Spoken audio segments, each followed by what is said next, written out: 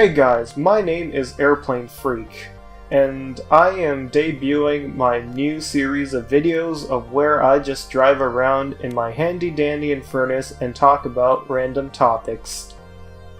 Ranging from school to home to basically random stuff. So, without further ado, let's get right into the topics. Okay, so firstly, I was never the best student ever at a school, alright? I am no honors kids by whatsoever.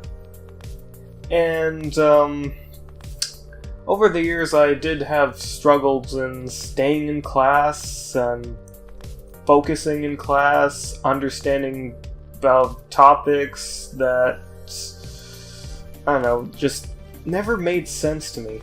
Anyways, the first thing I would like to talk about is my grade 9 geography class. Okay, there are 2 levels to geography that I know, and I don't know if they have an open course. It could be 3.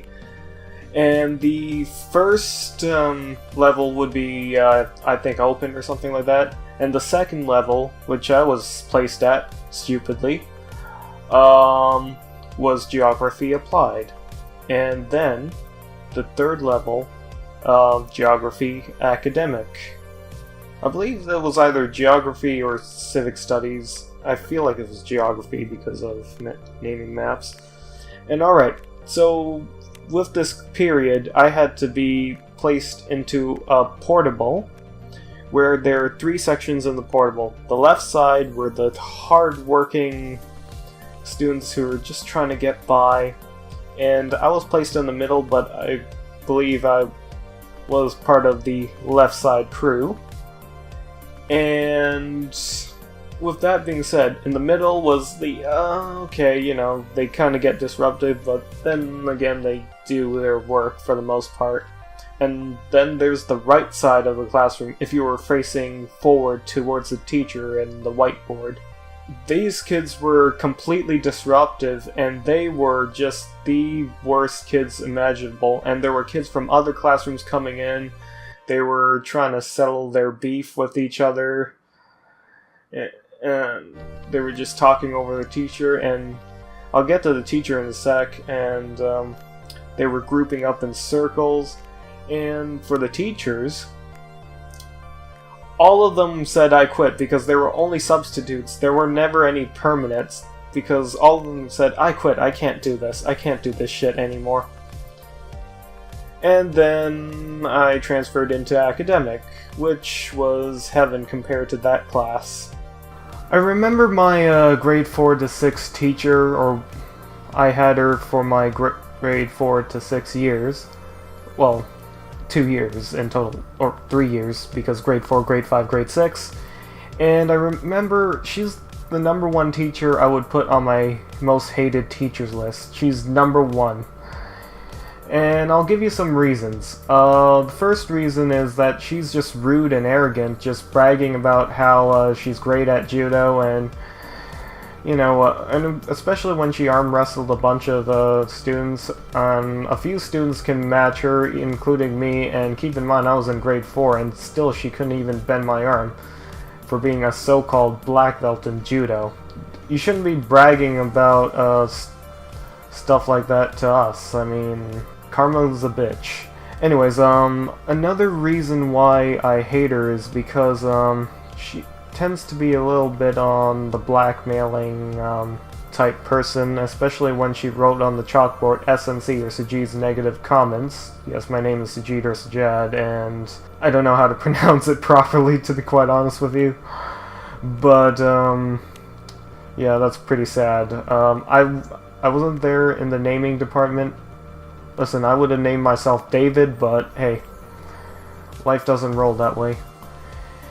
Anyways, she was a bitch, and yeah, she wrote SNC on the board, Sajad's negative comments, and I was a little bit flustered that day, and every time I made like a comment that was considered negative to her, she would just write like tallies and all of that. Well, initially, like, the students had a laugh when they saw SNC on the board, but when she wrote the tally, she wasn't laughing. And I felt a bit pissed over that. Like, I really want to throw a rock at her head. I wish I did, but well, I never got the chance. So, anyways, another reason why I hate her is because of the fact that she always gets angry when students use the word mines instead of mine in a sentence. Like, that's mines instead of that's mine. Mine being some bomb that floats up in mines as, you know, like those bombs that float up in the water, and mine where it's possessive. This is mine, like this is my car, it's mine. And for McJuggerNuggets doc, like, it's mine, it's my documentary, or I'm just throwing out some examples.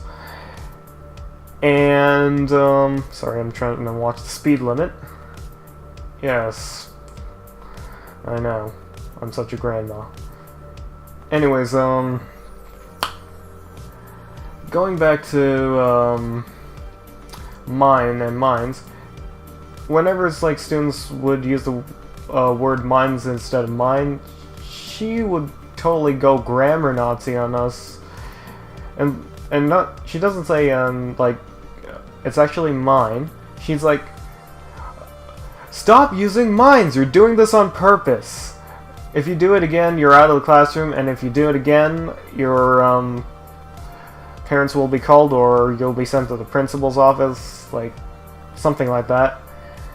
I'm thinking, over that, I mean, she's completely psychotic, like, and if you see her, you would just have every single reason to just hate her. And I hate her for forcing us to do daily physical activities, DPA, listening to the same song over and over again.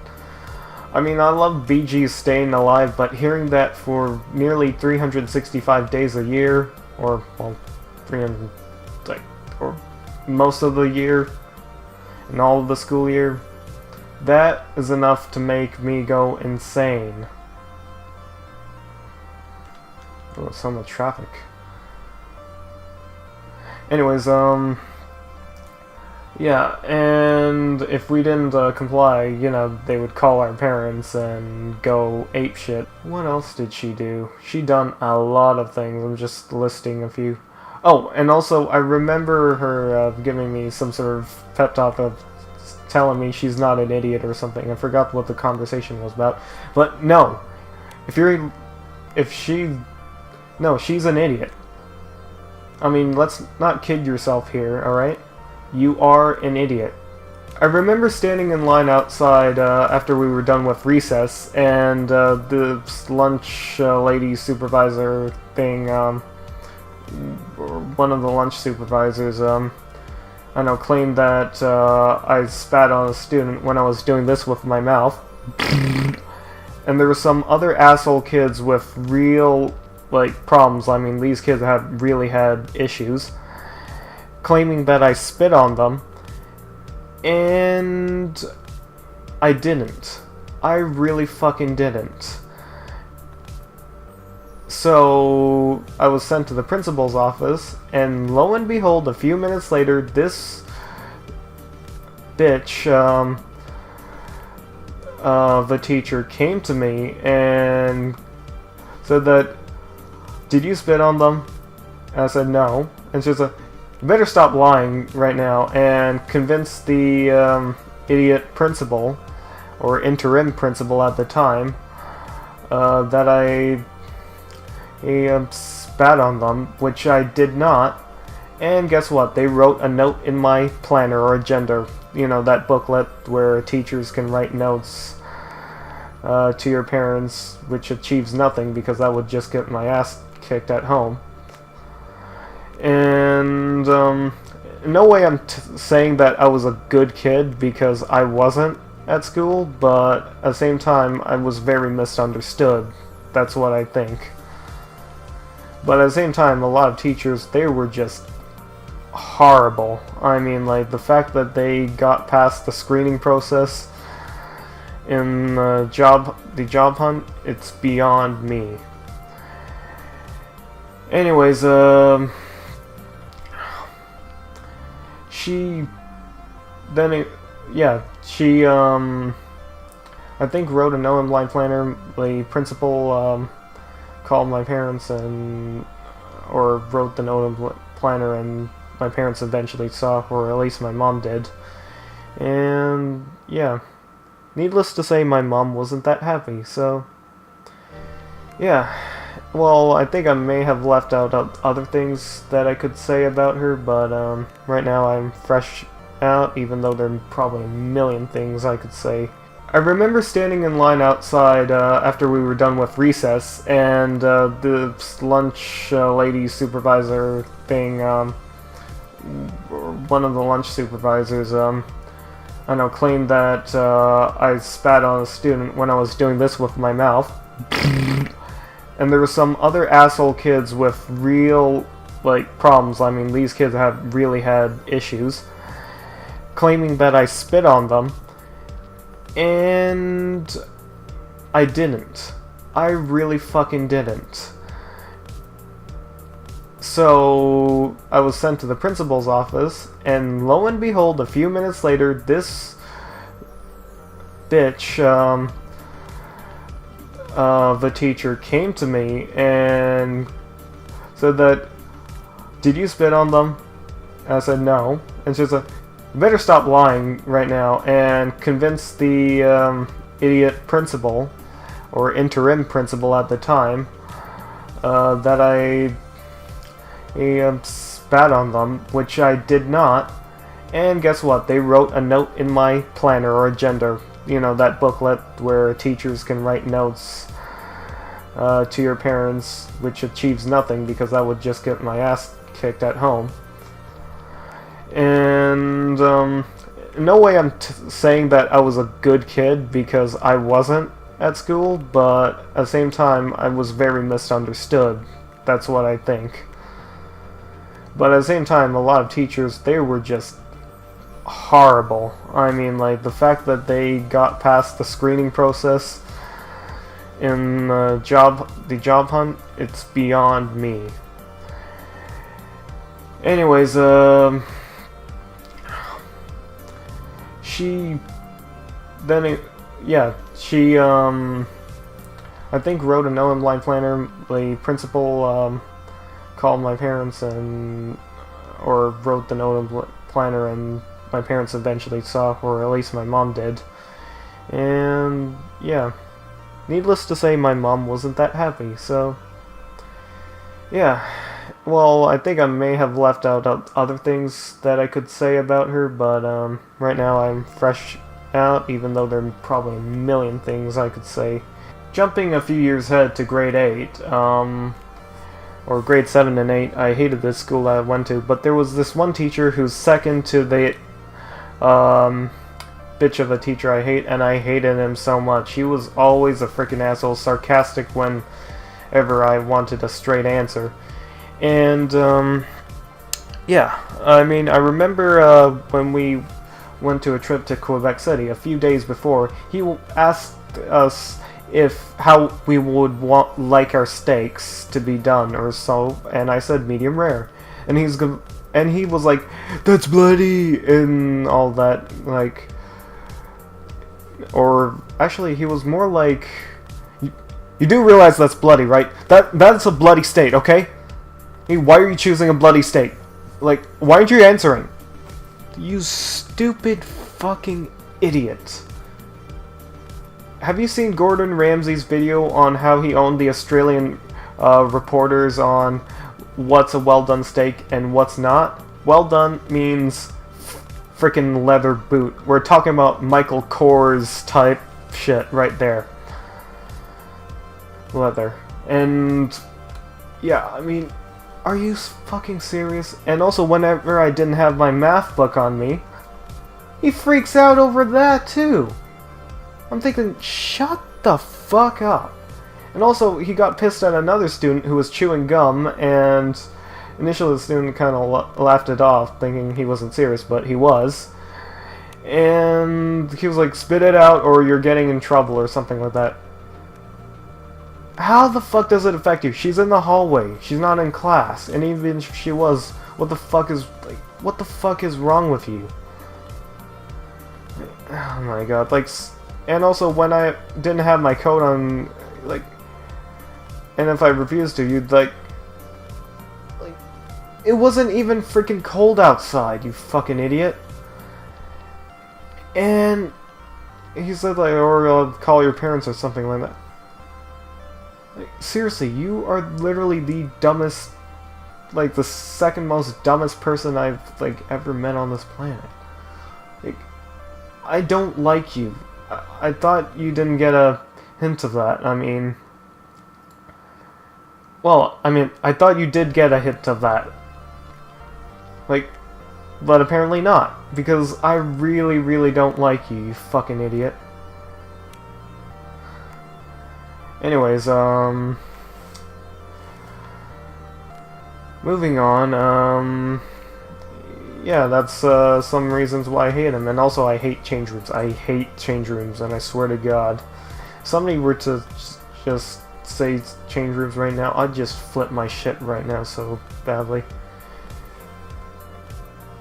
And that school, change rooms, I hated changing. Yeah, I changed in that small little stall. But it was until, like, the first year of high school where I'm like, nope, I'm not doing it. I'm not freaking changing anymore. So they put me in, like, one of them, classes called Focus on Success. Or I call it, yeah, Focus on Failure. Because that's what they're churning out. Get it? Churning out. Oh, okay. Anyways, yeah, so that was, the story at, grade 7 and 8. Well, actually, mostly with grade 8, but you get it. And I didn't achieve grade A's in grade 8, by the way. Alright, fast forward a, few years later, and I remember drawing a picture one day at school. Wait, did I scratch my car? Oops, I turned a bit too wide there. I'm trying to keep my voice down so not only my parents don't come barging in the room. Anyways, yeah. I remember being in grade 10 or 11, and I remember I drew this picture, I don't know why, but of 3 stick figures and one of them holding something, and keep in mind these were just a bunch of sticks. And I was feeling kind of weird that day, and there's this educational assistant, or special needs assistant, who snitched on me.